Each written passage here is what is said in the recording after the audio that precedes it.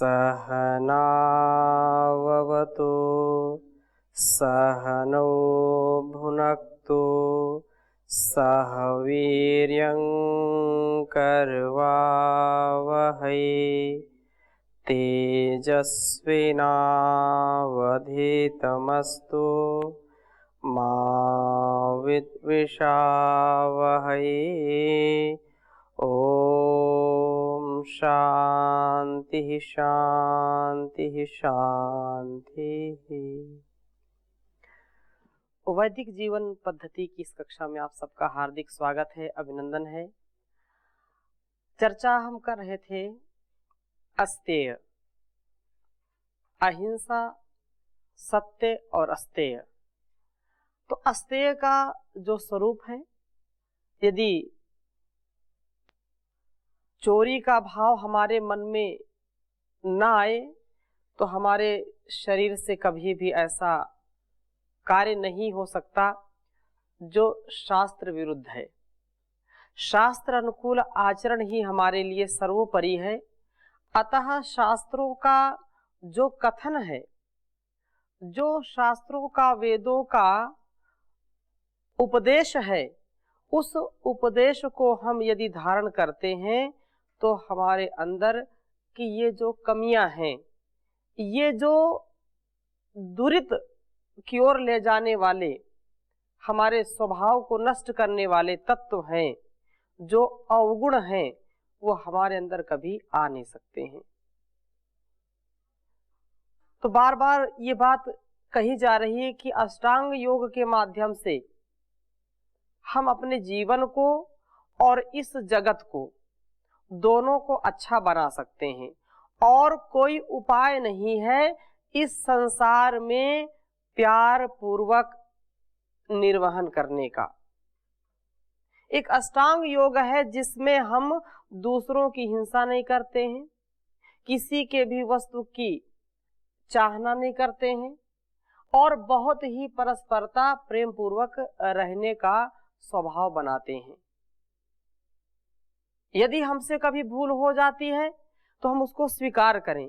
यदि चोरी का भाव मन में आ गया है, यदि कोई चीज चुरा ली है, तो जैसा महर्षि मनु ने कहा है, तो उनकी बातों को हमको ध्यान में रखते हुए इस बात का हमको विशेष ध्यान रखना चाहिए। और आज के कुछ देशों में इस नियम को बहुत दृढ़ता से जो है लगाया गया है, लागू है ये नियम।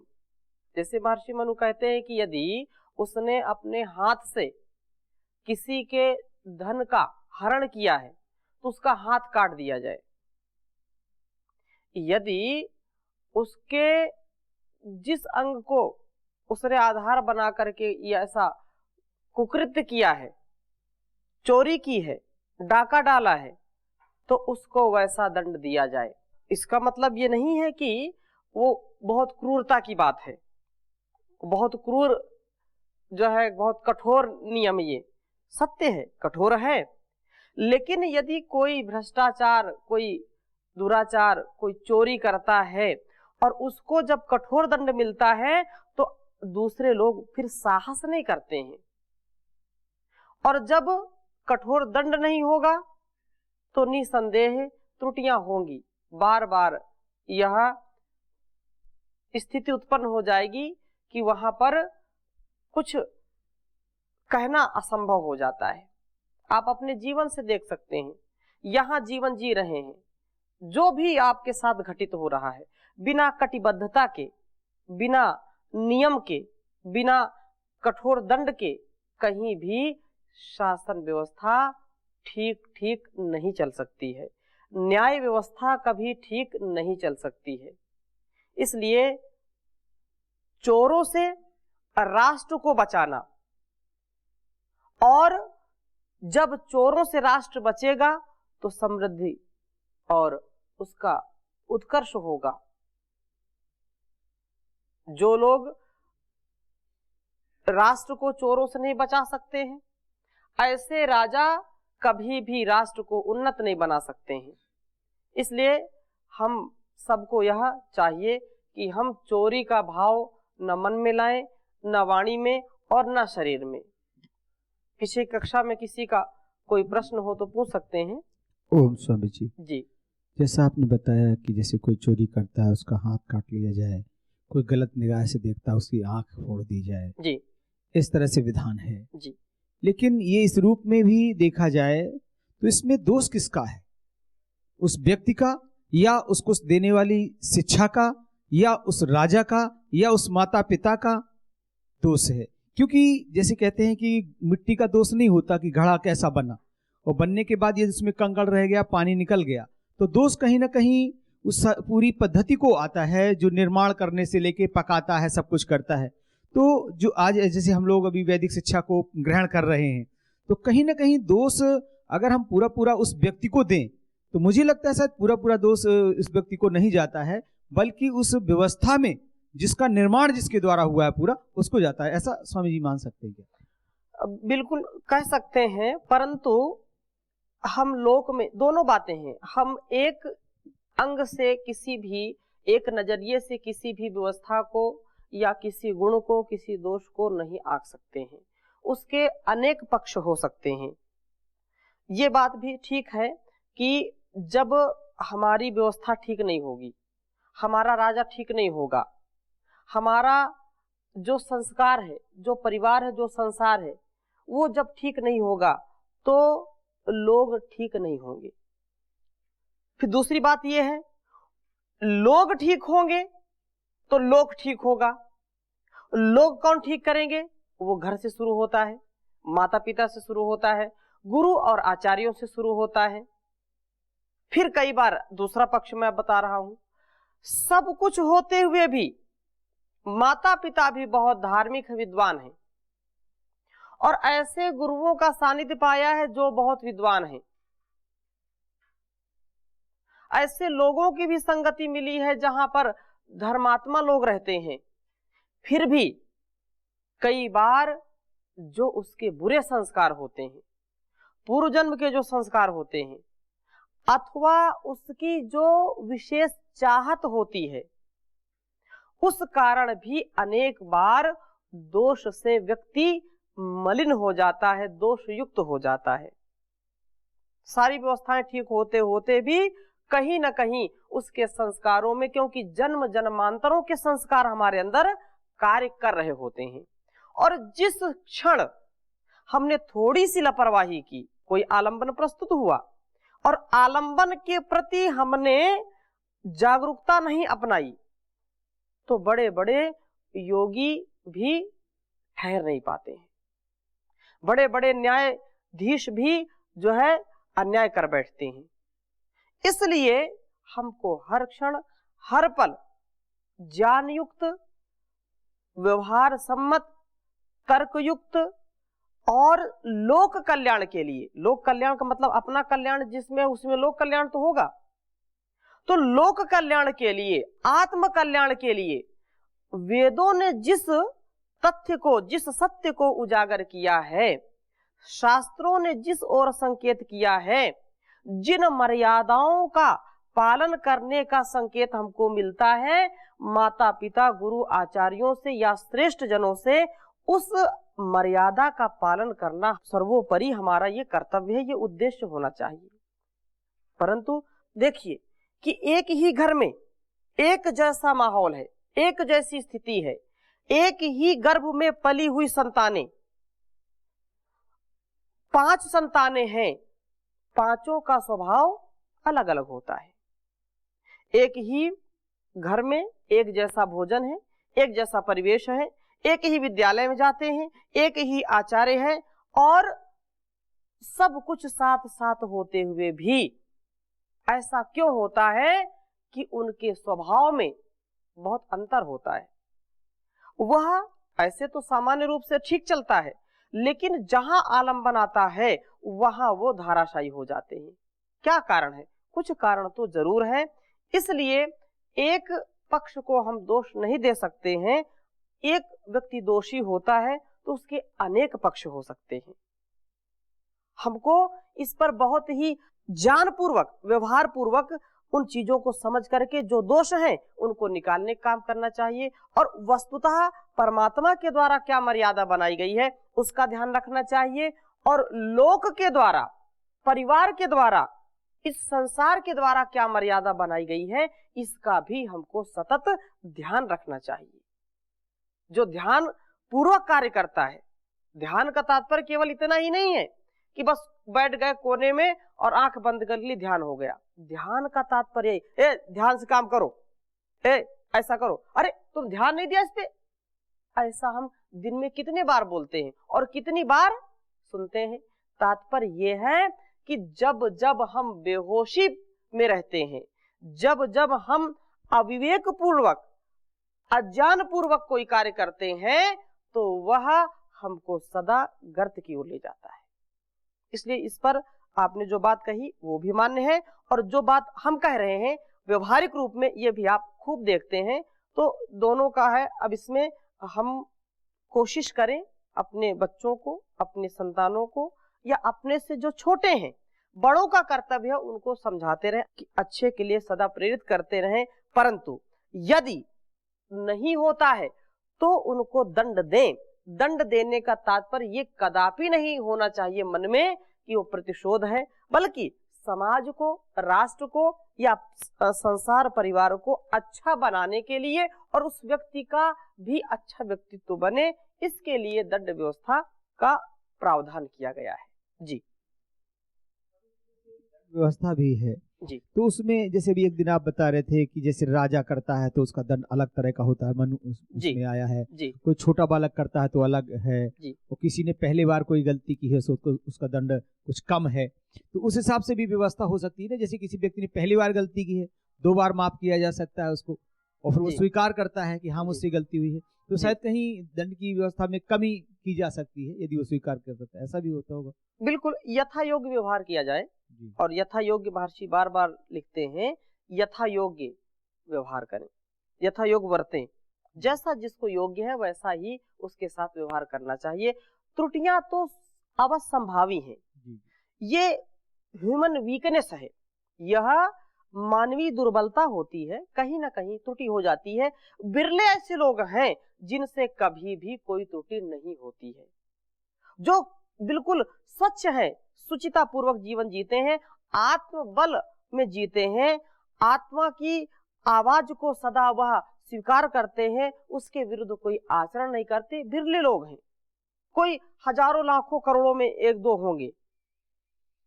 जैसे अपने भारतीय परंपरा में ये कहा गया कि पहले जो हमारी शिक्षा पद्धति थी, जिसके कारण कोई चोर नहीं होता था, कोई गलत काम नहीं करने वाला होता था, तो ये कहीं ना कहीं स्वामी जी ये जो आज शिक्षा पद्धति है यह बाधित है इस रूप में।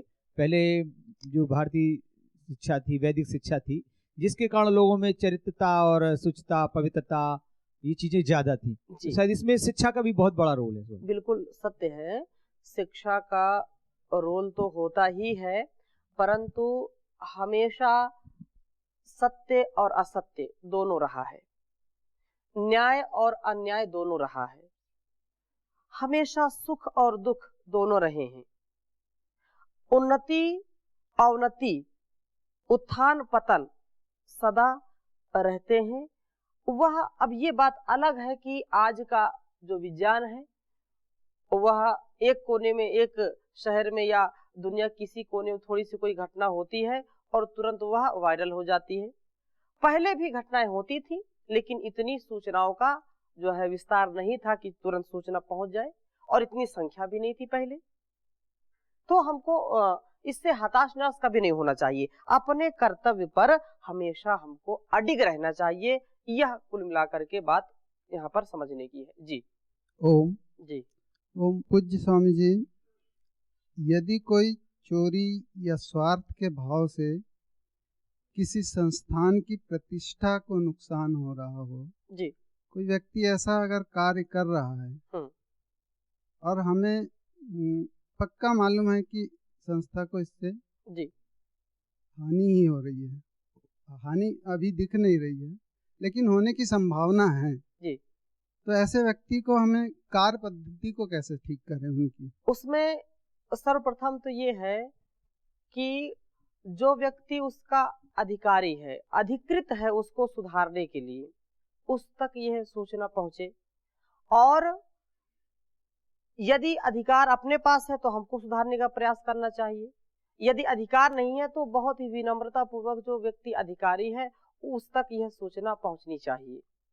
फिर भी यदि लगता है कि यह ठीक नहीं हो रहा है तो अपने से जितना अच्छा हो सकता है उतना अच्छा प्रयास करना चाहिए। दुखी न होकर के सदा आगे बढ़ने का प्रयास करना चाहिए। और दूसरी बात जो आपने कही कि इससे लगता है कि संस्था को हानि हो सकती है, आशंका ऐसी है। आशंका यदि है तो आशंका को जो है आशा और विश्वास में भी बदला जा सकता है।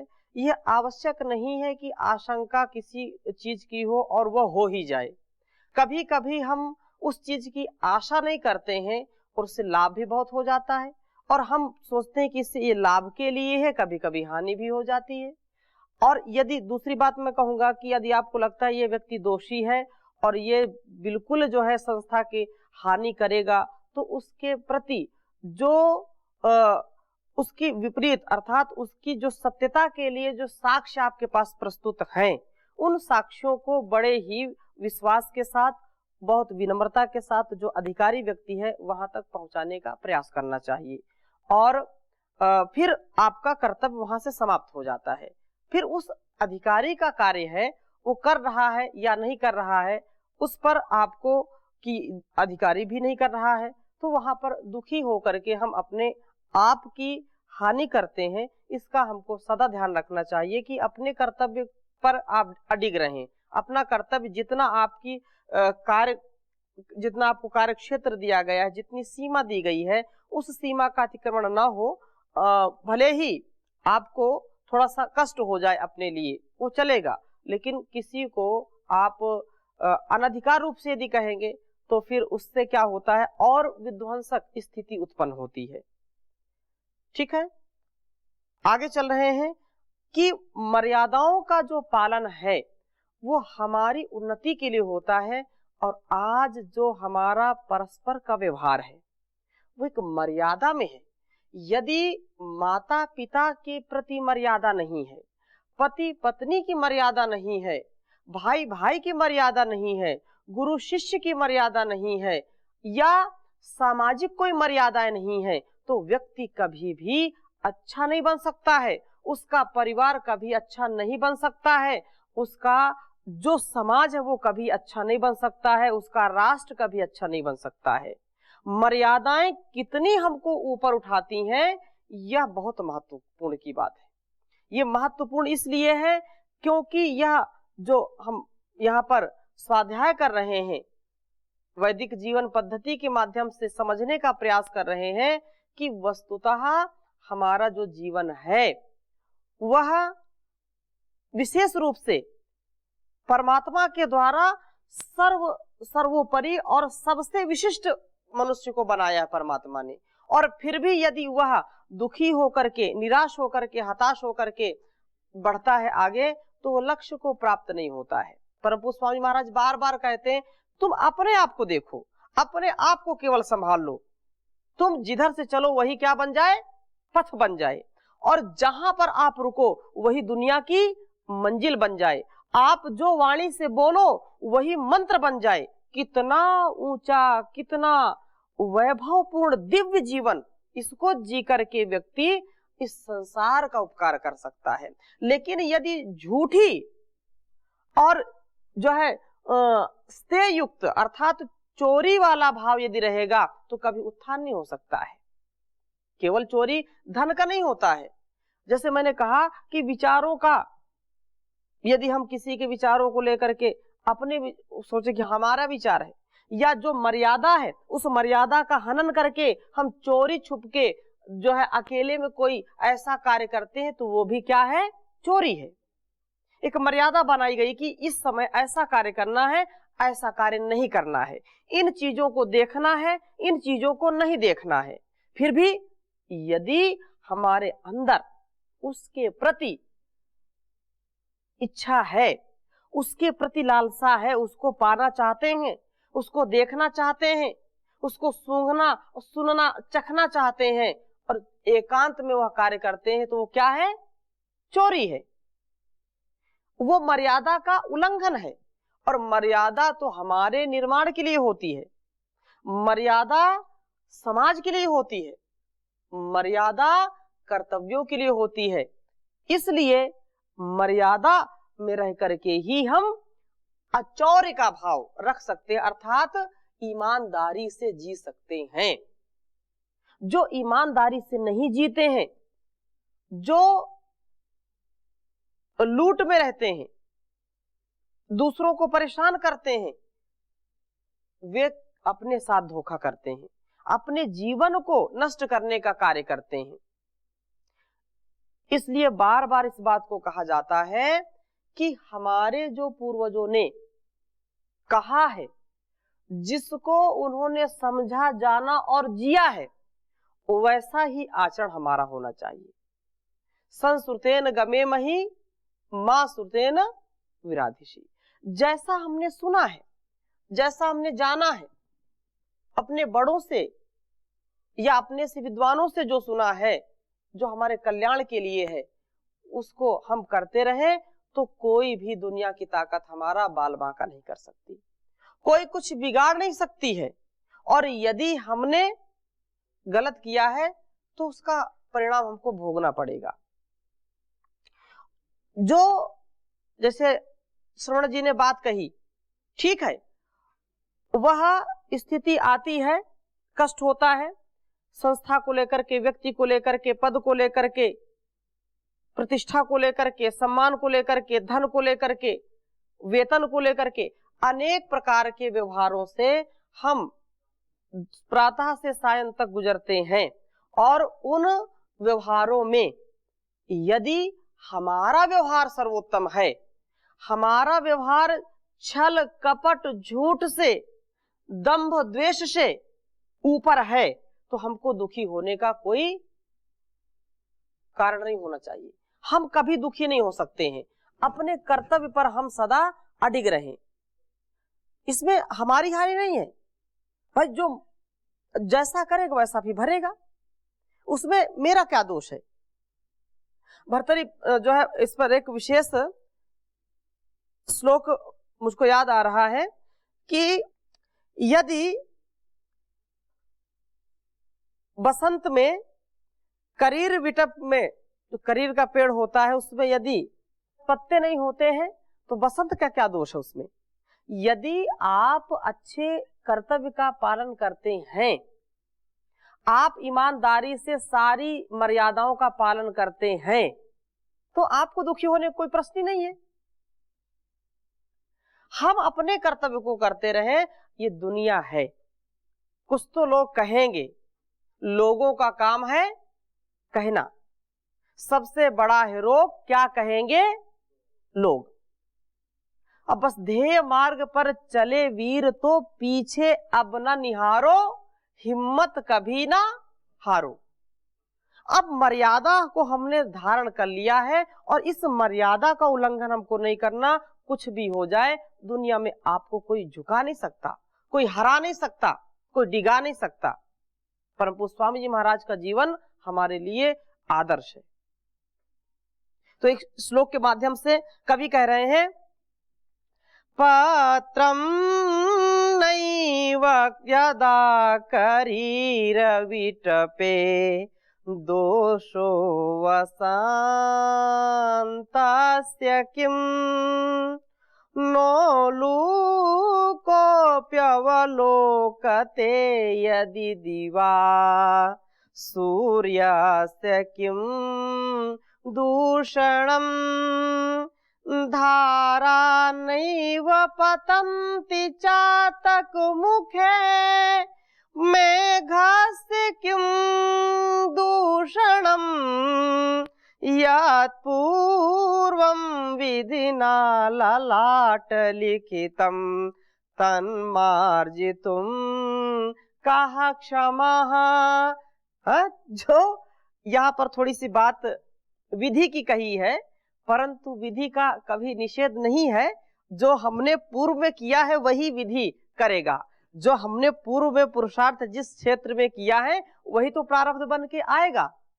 इसलिए कह रहे हैं कि यदि जो है करीर विटप में पत्ते नहीं आते हैं तो बसंत का क्या दोष है। बसंत ऋतु में सारे जो है वातावरण में सारे वनस्पतियां बिल्कुल हरी भरी होती हैं और बहुत ही चारों तरफ अच्छा वातावरण हो जाता है। फिर भी यदि नहीं है तो उसका क्या दोष है।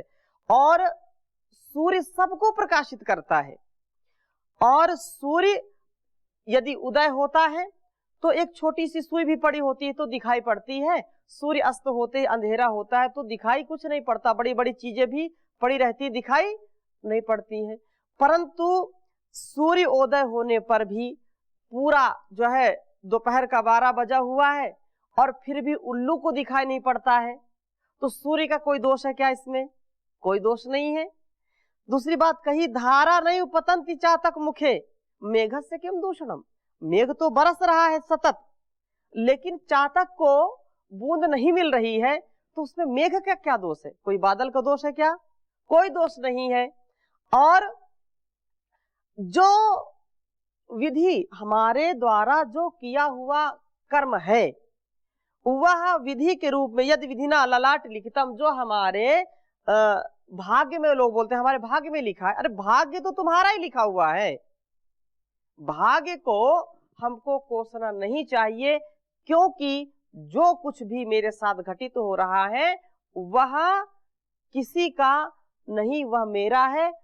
परंतु उत्साह के साथ यदि कभी बादल भी आ गए, कभी दुख भी आ गया, कभी कष्ट भी हो गया, तो भी हमको हार नहीं माननी चाहिए। सतत पुरुषार्थ की, परिश्रम की धार से उस हार को उपहार में बदल देना चाहिए। ये मनुष्य का जीवन है और यही हमको यहाँ गुरुकुल में सिखाया जा रहा है। यही वैदिक जीवन पद्धति है, यही ऋषियों का जो है ज्ञान है, यही विज्ञान है। तो आज की कक्षा में यहीं तक, शेष चर्चा अगली कक्षा में करेंगे। ओम शांति शांति शांति।